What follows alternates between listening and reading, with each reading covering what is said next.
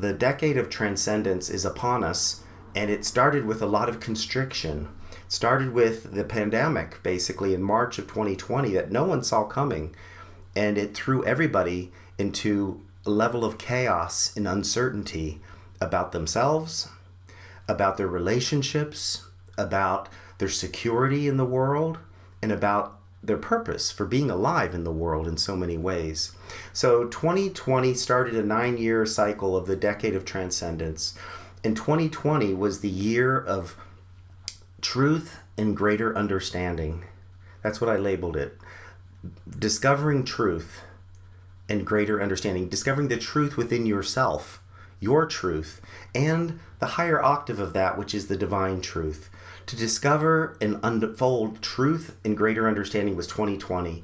And that's about the time when people were talking about the fake news and all the things out there that you can't trust, and what is truth and what is false and what is real and what is not real and what is, propaganda and what is political. And so people started to really have to dive into discovering their own truth and listening with discernment, to be able to discern and evaluate, does this make sense to me? So 2020 was the year of discovering truth and greater understanding. And then as we do that, we started to go into our own cocoon in 2021 as the pandemic continued on. After the first cycle of 9 months, the first year, it was like another wave, and people started to go into retreating into 2021, which was, I labeled the year of metamorphosis, which is transformation, another word for transformation. The year of metamorphosis was 2021, where people went inward and discovered more of themselves. They disconnected from the noise, the confusion, all of the chaos of the outside world, and they allowed themselves the freedom and the time to reflect on their inner world, to start to get to know themselves, not who they once were, which we all can get habituated into functioning from the past, but to update who they are today, to look at the relationships that were working and not working, friendships that maybe were, more out of obligation than out of enjoyment, and shifting and changing a lot of that in 2021, the year of metamorphosis and personal transformation. And that is still occurring. That theme, it was started in 2021, and we talked a lot about that last year to give you steps and ways that you can accelerate the process of your own personal metamorphosis. And as now that plate is spinning, it doesn't mean when the year ends, in other words, when 2020 ends, it's like, okay, I don't have to deal with truth anymore. I've got that figured out. No, you will continue to deepen and expand your relationship with truth and greater understanding. And now as you discover that, you start to change from the inside out, motivated by your internal resources. And now 2022 is the year I've labeled the year of belonging. And not unlike a caterpillar that was very familiar with its world, it would just constantly consuming leaves, and, was very limited in its mobility, and would consume leaves and eat what's in front of it and just constantly consume, which is what so many of us did pre-pandemic, right? Consuming information, entertainment, constantly on the go, constantly consuming new experiences, constantly consuming life. And the pandemic forced people to slow down and to turn inward and to start to self-reflect, to start to look at what really matters to me in my future, what matters to me in my world. And who am I? Who am I? Became a question for many people to reevaluate, to relook, and to upgrade their current hardware and software. And meaning that, when you have a phone, and oftentimes when do you get a new version of a phone, they always signal you to reload and reboot your phone. How often does that happen, your computer and your phone? Probably 2-3 times a year. Well, when was the last time you updated your internal software, your beliefs, your attitudes, your thoughts, your feelings? And the pandemic forced people to do that, to shut down, to reboot, and to come out different. So as we emerge from this caterpillar into a butterfly, as we emerge into a greater sense of personal transformation, and for some of you it was a small transformation, others was a medium type transformation, and yet others it was a monumental transformation, depending on where they are in their own spiritual growth.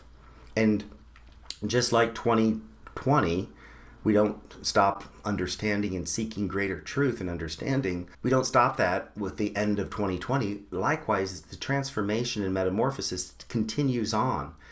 But you learn and you grow and you make it more elegant and more easy to function and go through your own transformations by having spent that year of exploring it. Whether you did it with me or not, it's out there. It's part of what the resonance, the vibration of the world, all around the world, is going through. And so as you emerge from this butterfly, you're in a different environment. You have new capabilities.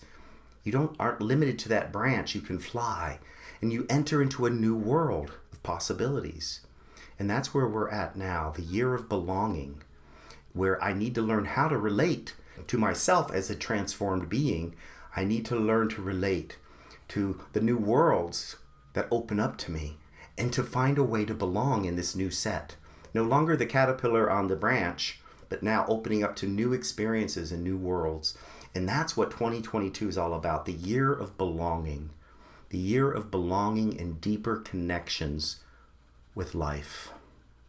So that's the unfoldment of the energies in general for everyone on the planet, regardless whether you're into metaphysics or spirituality or not. People are going through this because there is an evolution of consciousness collectively. And that's how I like to describe it, is each year has its own destiny, its own theme. I talked about resonance. The shifting of resonance opens us up to different levels of our spiritual nature. And each year we are evolving as a human race, as a consciousness. And so one of the key factors in not only transcendence is to begin to develop a sense of truth and greater understanding of yourself and of the world at large. You know, for so many centuries, people have given up the truth and let higher authority dictate it to them. Whether it's the priest or the minister or the politician or somebody who's, quote, more authoritized than I am, I gave away my ability to discern and evaluate what truth is. And even in the medical community, you know, the doctors, let the doctors decide what's best for you and your health. You don't have to think and feel, which the ego loves to give away its power. Why does that happen? Why do you think the ego loves to give away its power to some other authority? Anybody have any clues or ideas about that? Well, because whenever it doesn't work out, they have someone to blame. See, if I take responsibility and I decide and I discern truth for myself and it doesn't work out, I've got to take responsibility for that. I can't blame anybody but myself. But the ego says, no, that's too vulnerable. Let me put all my eggs in one basket. Let me just say, well, the doctor told me this. Well, the politician, my minister told me this. It must be true. I'm not going to question it. I'm not going to think and feel for myself and therefore give away my power. And so one of the hits the ego gets is it gets to remain powerless.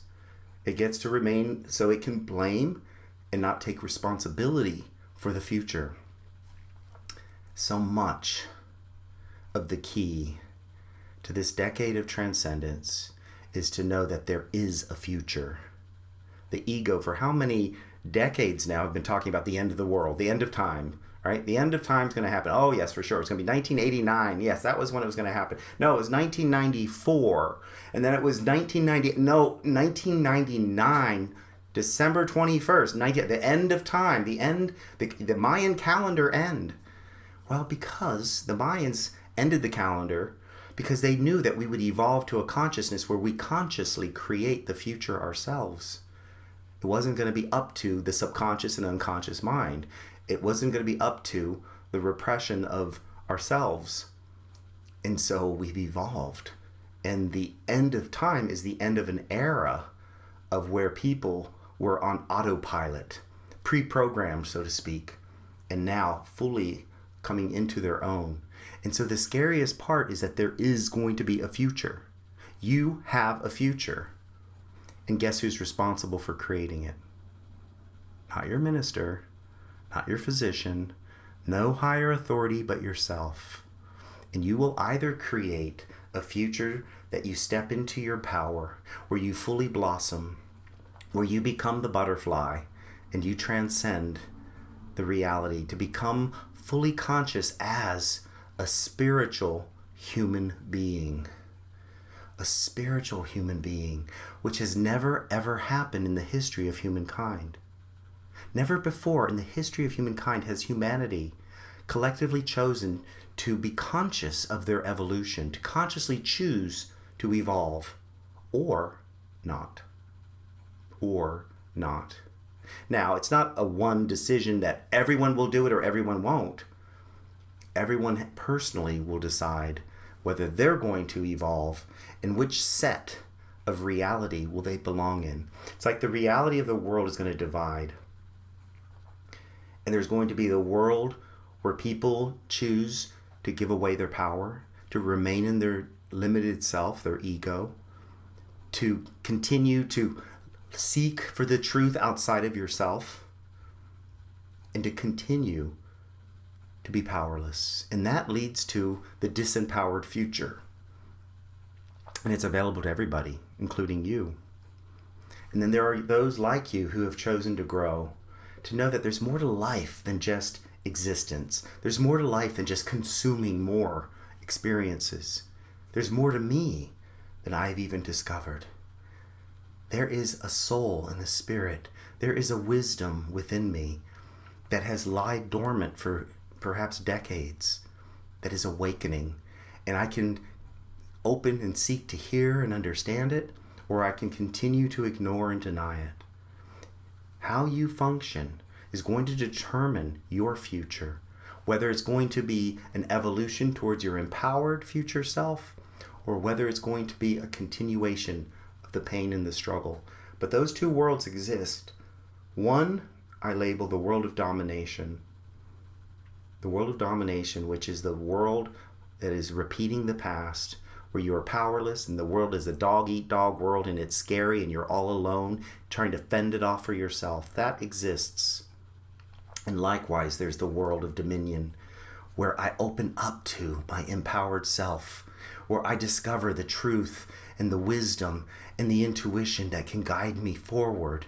And I don't have to do it alone, that I am loved by God, Goddess, all that is.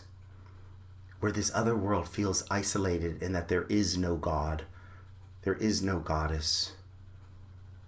And all that is a world of fear and pain, rather than what all that is a world of love and support.